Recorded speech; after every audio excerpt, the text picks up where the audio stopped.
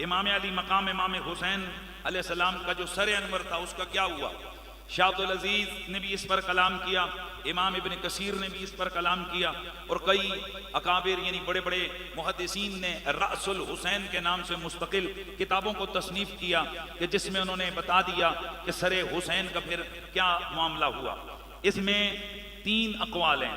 पहला कौल तो ये कि वो जो काफिला आले बैत वापस आ रहा था तो उस काफिला आले बैत को ये सर शहीदों के वापस किए गए और ये वापस करबला में आए और अजसाद के साथ उनके सरों को दफन किया, यानी उन अजसाद तय्यबात के साथ ही उनके सरों को दफन किया। एक ये कौल है। दूसरा कौल ये है कि अस्कलान के अंदर इमाम अली मकाम के सर अनवर को दफन किया गया और बाकी सरों को वहीं दमिश्क में दफन कर दिया गया। और तीसरा कौल ये है कि सरे हुसैन को वापस मदीने लाया गया और मदीने मुनव्वरा में जन्नतुल बकी में आपके सरे अनवर को दफन किया गया। ताहम ज्यादा करीने क़यास और ज्यादा अक़रब इल सवाब यही कौल लगता है कि उन सरों को वापस करबला के अंदर लाकर दफन किया गया। और इसके ऊपर एक मुय्यद रिवायत है कि कैसे पता चलेगा कि इमाम अली मकाम का जसद अतर किस जगह पर किसने दफन किया। तो इसके लिए कबीला बनु असद के लोग थे, असदी कबीले के लोग, उन्होंने वहां पर आकर इन सरों को इन अजसाद तय्यबात को दफन किया था।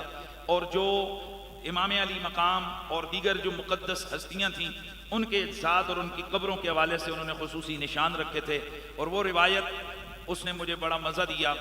बड़े बड़े मौरख़ीन ने लिखा है कि एक ऐसा वक्त भी आया था कि जब उन मज़ारात को मिटाने के लिए उस वक्त के हाकिमों ने वहां पर पानी छोड़ दिया ताकि ये मज़ार मिट जाएं और लोगों की अकीदत और मोहब्बत इनसे खत्म हो जाए। जब पानी नीचे उतरा एक मैदान की सूरत सी बन गई।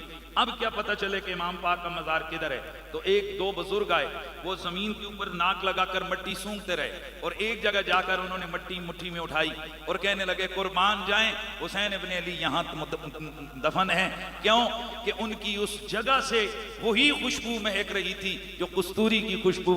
और इसमें कोई परेशान ना हो, अब्दुल्ला बिन जुबैर रज़ियल्लाहु ताला अन्हु, आपने मेरे नबी के एक कतरे खून को अपने हलक से नीचे उतारा था। इमाम इब्न कसीर लिखते हैं सारी जिंदगी इनके मुंह से कस्तूरी की खुशबू आती रही और फिर जब इनका विसाल हुआ तो इनकी कब्र की मिट्टी से भी खुशबू आती रही। हजरत इसी तरह और भी चीजें हैं, मैं इस जगह बयान पहले कर चुका कि कुछ लोगों ने और सहाबा सहाबियात ने मेरे नबी के तबर्रुक बोले मुबारक को पिया, उनकी नस्लों के जिस्मों से कस्तूरी की खुशबू आती रही। अरे उस हुसैन इब्ने अली की खुशबू का कौन अंदाजा करेगा कि जिस हुसैन इब्ने अली की घुट्टी मेरे नबी का लुहाब है।